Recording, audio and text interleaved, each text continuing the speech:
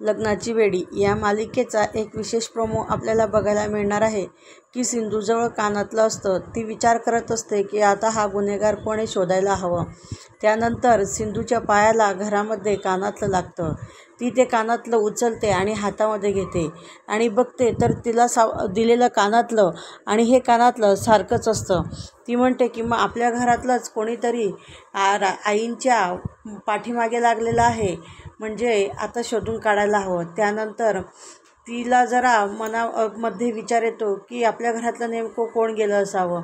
त्यानंतर सिंधू ज्या ठिकाणी रेश्मा बसलेली असते त्या ठिकाणी जाते आणि रेश्माला विचारते की रेश्मा, हे तुझे कानातले आहे का? तेव्हा रेश्मा म्हणते, नाही, मी असे कानातले कधी वापरत नाही.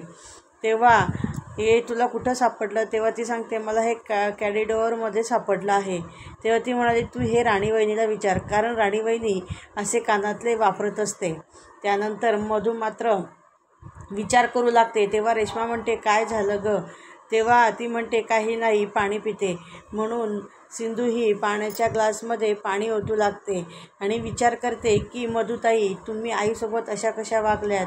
तुम्हाला तर फक्त या घरामध्ये मीच टार्गेट आहे, बाकी तुम्ही सगळ्यांशी व्यवस्थित वागतात. आणि मुद्दाम ती पाणी घेण्याचं नाटक करू लागते.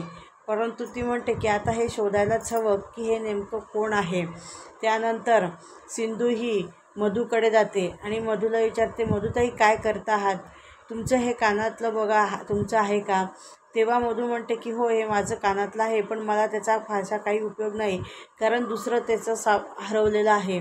तेव्हा सिंधू म्हणते की हेचं दुसरं कानातलं माझ्याकडे आहे.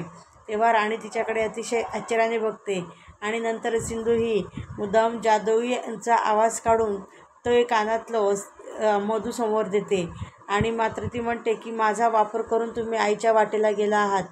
तेव्हा मधू ही रुक्मिणीला सांगते आणि रुक्मिणी सगळ्यांसमोर सिंधूला म्हणते की सिंधू, तू हे सर्व आरोप मधूवर लावत आहे, तर मी तुला आत्ताच्या आत्ता या घराच्या बाहेर काढत आहे.